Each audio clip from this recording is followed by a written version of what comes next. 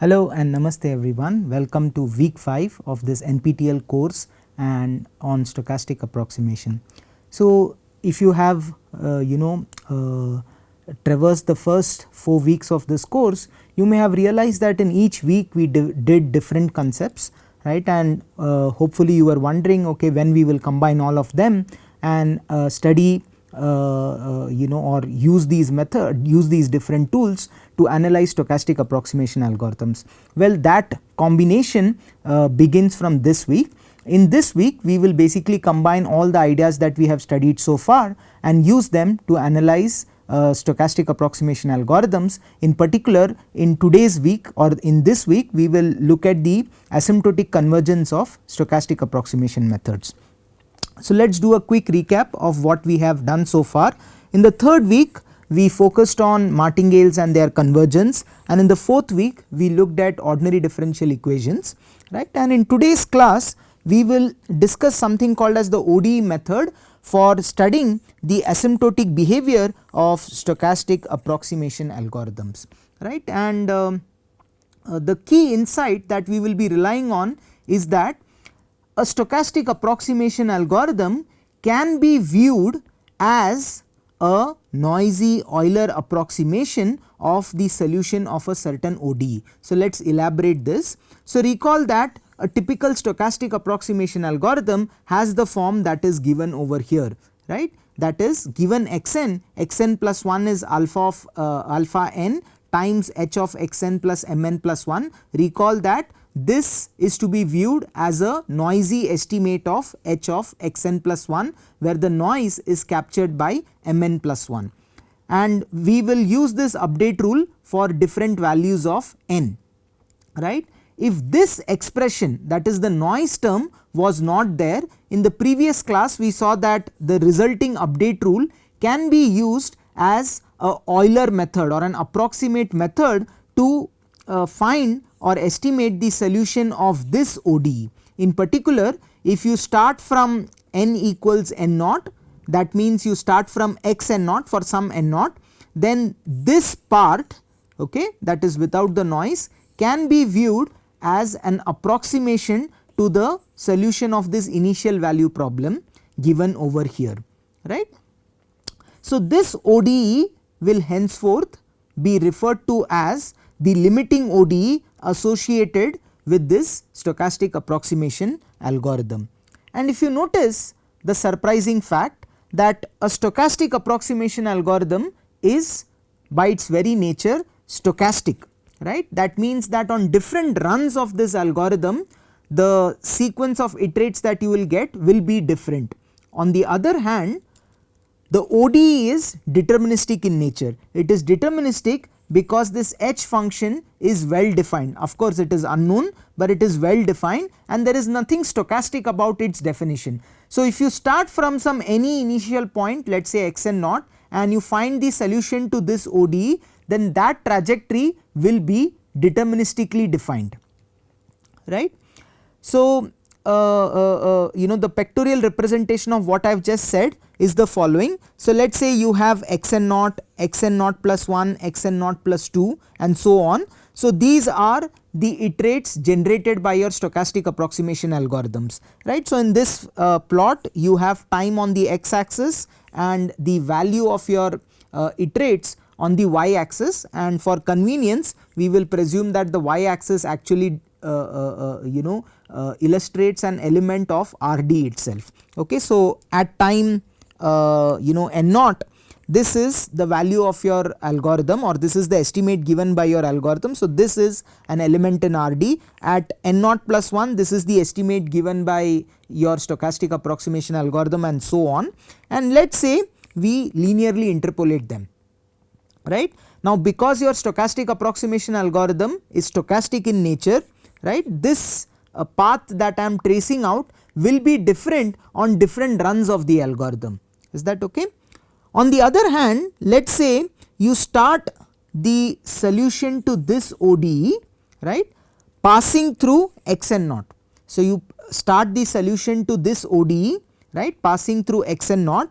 So this will be some deterministic trajectory, right, and the ODE method's approach or the insight that it relies on is that this linearly interpolated trajectory can be viewed as a noisy Euler approximation to this solution trajectory of the ODE, right. So why is it a Euler approximation? Well, it has this part, that is why it is a Euler approximation. Why is it a noisy Euler approximation? Well, it is a noisy Euler approximation because of the presence of noise, right. So nevertheless, the ODE method's idea is to show that under appropriate conditions, okay, the behavior of this linearly interpolated Brue trajectory will very closely resemble the behavior of this red trajectory, okay, and we will formally discuss this result now, and this result is taken from this book called as Stochastic Approximation, a Dynamical Systems Viewpoint by Professor Vivek Borkar, and in that textbook from chapter 2, if you look at this theorem called as 2.1, you will see the result that we are going to discuss, and this result by itself, at least in an initial form, appeared in this work which I have referred to as Benign 1996. You can actually find this reference in this textbook itself, right. So what does this theorem 2.1 state? It says the following: consider a generic stochastic approximation algorithm of the following form for n greater than equal to 0, starting at some arbitrary initial point x naught in Rd, right, and suppose the following assumptions hold, right. So you can see that on this slide there is some text in red and some text in blue. So the text in red actually gives the formal assumption, and the text in blue illustrates or gives an intuitive picture of what this assumption exactly means, right. So the first assumption is that the map H, right, the map H that we had over here, right, this map H, which is a map from Rd to Rd, should be Lipschitz continuous. By Lipschitz continuous, we require that for all xy in Rd, the distance between h of x and h of y should be less than L times the distance between x and y, where L is independent of the choice of x and y and is some finite number, right. And this metric over here could be a metric of your choice. For example, it could be the Euclidean metric, right. So now one can ask, why is this assumption needed?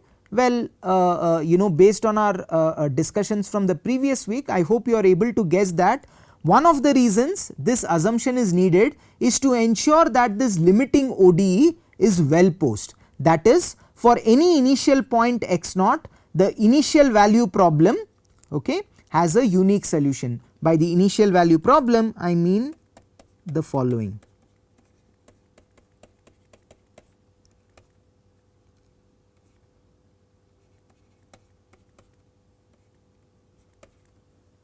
Okay, so if this is your initial point, you can pick your favorite initial point, right, and let us say I give you an arbitrary initialization x0, and then I ask you what will be the solution of this, then one can show that if H is Lipschitz continuous, then this initial value problem has a unique solution, okay.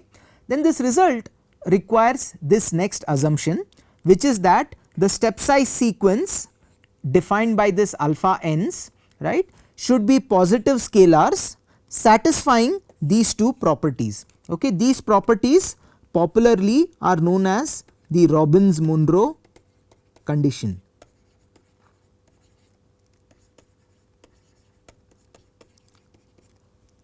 This condition requires that these step sizes should add up to infinity, that is they should not be summable. On the other hand, if you take their squares, then they should become summable, that is summation alpha n should be infinity, while summation alpha n square should be strictly less than infinity, right. An example of such a step size sequence is basically your alpha n equals 1 over n, right. So now we know that if you add up 1 over n for different values of n, that sum will be infinity. On the other hand, if you take their squares and add those squares, then that will be less than infinity. More generally, if you take a step size of this form, that is alpha n so I should put a +1 here just to ensure that for n equals 0, alpha 0 is a finite number, right. So more generally, if you define alpha n to be 1 over n plus 1 to the power sigma, where sigma is some number between half and 1, then these conditions will actually be satisfied, right. So this assumption, why is this needed? Well, it is needed to as we will see in the later classes, that this assumption in particular is needed to ensure that the Martingale difference noise, okay. So I should say Martingale difference noise, okay, has negligible effect asymptotically, and we will also see that this condition ensures that the linear interpolation of xn's, right, tracks the solution trajectory of the ODE given by this as your time goes to infinity, right. So we will see what all these statements mean soon, but this is at a broad level why this assumption is needed, right.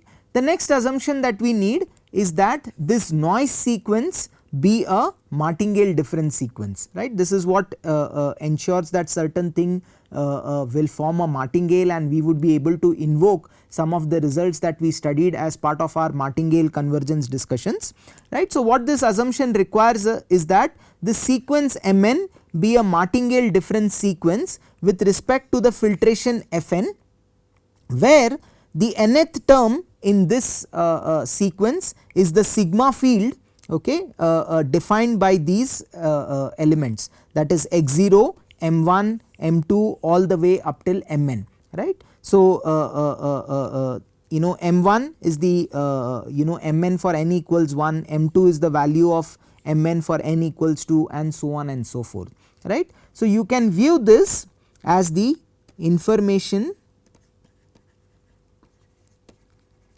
at time n, right. So we require that this sequence be a Martingale difference sequence with respect to this filtration, that is we require that the conditional expectation of mn plus 1 given the information until time n to be almost surely 0, and this should be true for all n greater than equal to 0, right. So that means we are sort of imposing some conditions on the noise, right. So one can ask why do we need this assumption, and how practical this assumption is.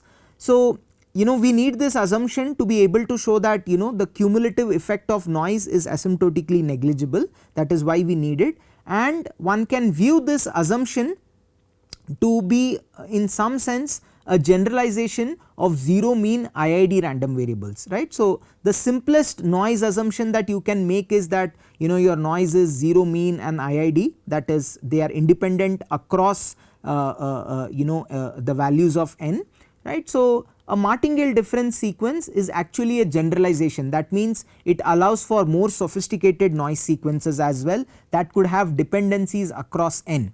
We only require that the conditional expectation be 0 for all values of n, right.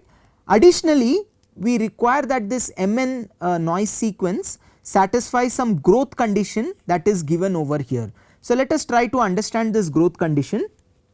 So this condition says that the square of the norm or the expectation of the norm square of Mn plus 1 given Fn should be upper bounded by some constant k which is independent of n times 1 plus norm xn square. So what this condition allows us to do is that when xn is large, okay, this noise can have a large conditional expectation. On the other hand, when xn is sufficiently small, we require that the conditional expectation be upper bounded by a constant, right. So I mean in particular if your noise for whatever reason was bounded, then that would satisfy this condition. However, this condition also allows for noise sequences that actually grow with the value of xn. So you can think of, you make a bigger you are allowed to make a bigger error when the value of xn is large. Okay. So in some sense that is what is captured by this growth condition, right. And again, why do we need this assumption? Well, you will see that if I look at this cumulative noise effect, right. So alpha k mk plus 1 is the noise that we inject at time instance k. So if you think of the cumulative noise that has been injected from time 0 to n, that will be summation alpha k mk plus 1, right. So because this Mn sequence is Martingale difference sequence, one can show that this zeta n sequence actually is a Martingale, meaning its conditional expectation does not change with n. In other words, the conditional expectation of zeta n plus 1 given Fn can be shown to be zeta n, right. And because this condition holds, one can conclude that your zeta n is actually a Martingale sequence, not a Martingale difference, it is a Martingale sequence, right. And we will see that this growth condition on this square of this Mn plus 1 square, okay, this will be needed to show that your zeta n converges almost surely. How we will show that will unfold in subsequent lectures, but this is just to give you an heads up on why this assumption is needed. Okay. And the last assumption that the result needs is that your iterates should be almost surely bounded, right. So I would like to highlight that like here we are saying that it should be almost surely bounded. This does not mean that there is a uniform bound across different sample points. On one sample point the bound could be 5, on another sample point the bound could be 1 trillion, and so on and so forth. All we require or insist is that on the collection of sample paths where this supremum is bounded, okay, that collection have probability 1. Again, this assumption will be needed to mainly to show that your noise sequence zeta n converges almost surely, right. Now typically this last assumption will need to be established separately, that is we will have to rely on the problems settings and so on, and exploit some additional knowledge that you may have about that specific problem in order to conclude that A4 holds, right. And in some later classes we will see or we will discuss some techniques to establish this last condition. Okay. So let us quickly summarize the 4 assumptions. Okay. The first assumption states that this function h should be Lipschitz continuous. The next condition states that the step size sequence alpha n should not be summable but should be square summable, right. The third condition requires that your noise sequence Mn be a Martingale difference sequence and should satisfy some growth condition of the following form. And the fourth condition requires that your iterates be almost surely bounded. Then the conclusion of the result is that if all these 4 conditions hold, then the iterate sequence xn converges to a possibly sample path dependent, connected, internally chain transitive invariant set of its limiting ODE. Maybe I should add few more things here. It converges to a non-empty compact connected internally chain transitive invariant set of its limiting ODE, right. So let us just pause for a few seconds to just understand what this result is trying to say. So it had a bunch of assumptions. Based on those assumptions, what this result is saying is that your xn sequence will converge. That is the first conclusion that this result is saying. The next thing is that it is characterizing the nature of the limiting set. In particular, it is saying that the limit to which it will converge to, first of all notice that this limit need not be a point, right, it can be a set.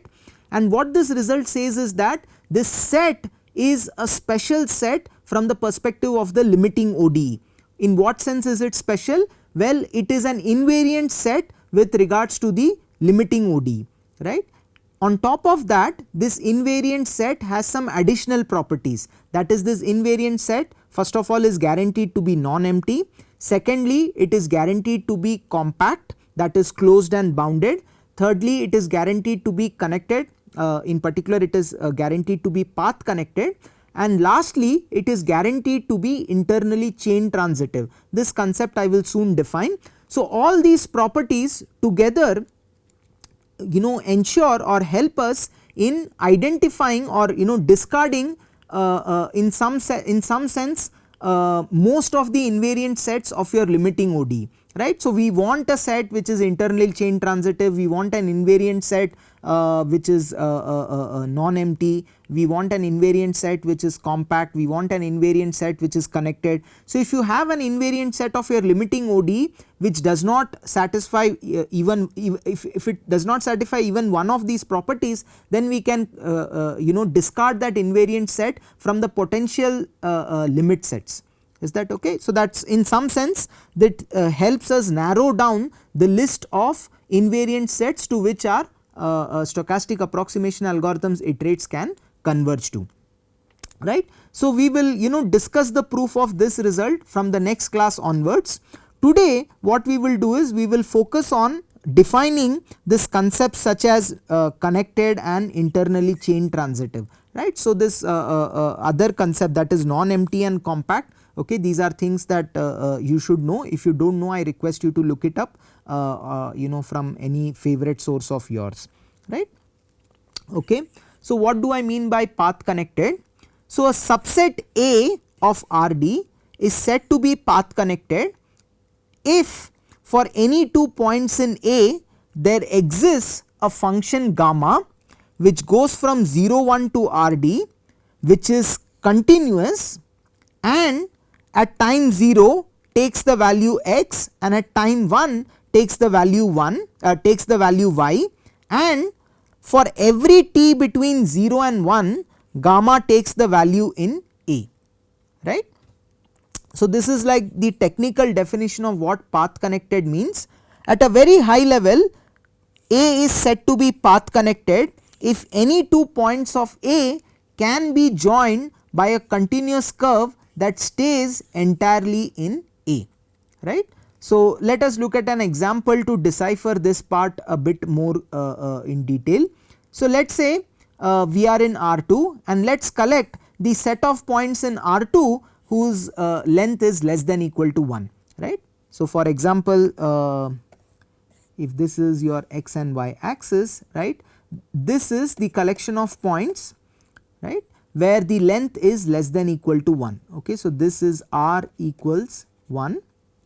So you collect all these points which lie within this disk, that is what will be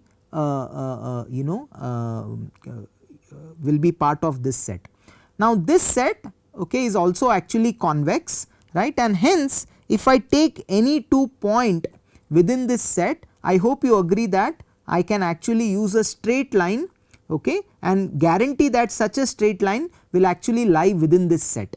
So because of this reason, this set is actually path connected, okay, and here is an example of a set which is not path connected, okay. So what is this set?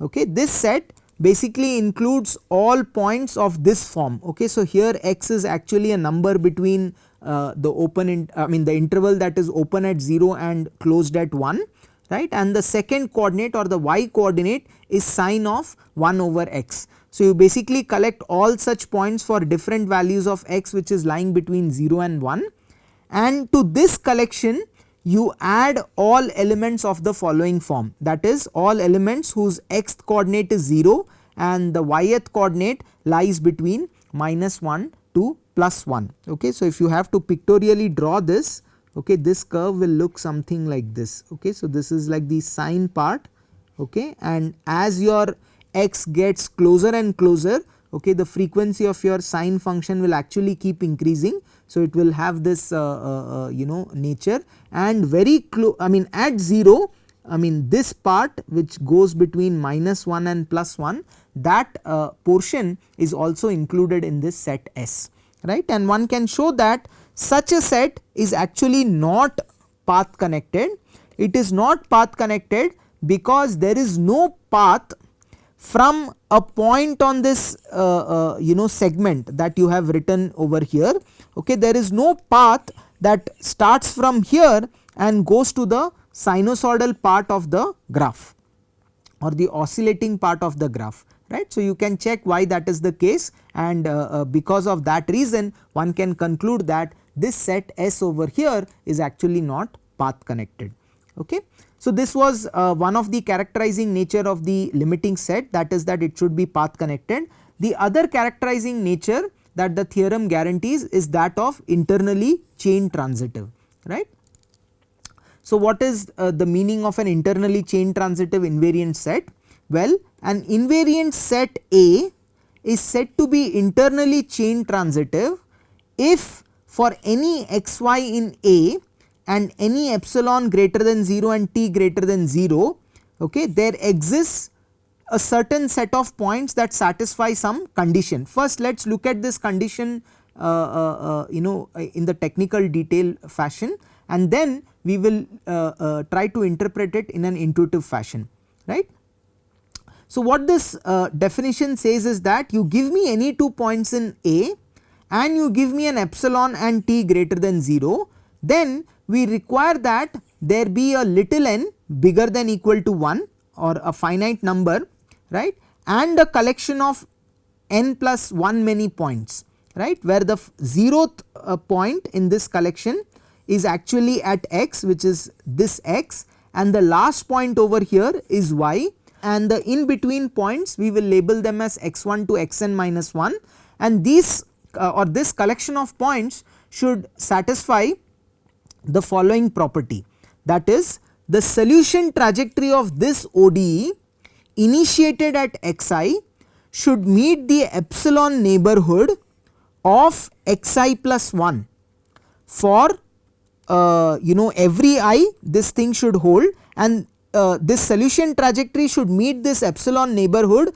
for a time greater than equal to t, after a time that is greater than equal to t. Okay, so let me sort of pictorially tell what is happening. So let us say you have a set A, right, and let us say we have been given these 2 points x and y, right, and what we require is we require a bunch of points in some sense between x and y. So let us say we have these 3 points, and what these collection of points should satisfy is that if I start a solution trajectory of the limiting ODE from x after a time which is bigger than equal to t, this solution trajectory should reach the epsilon neighborhood.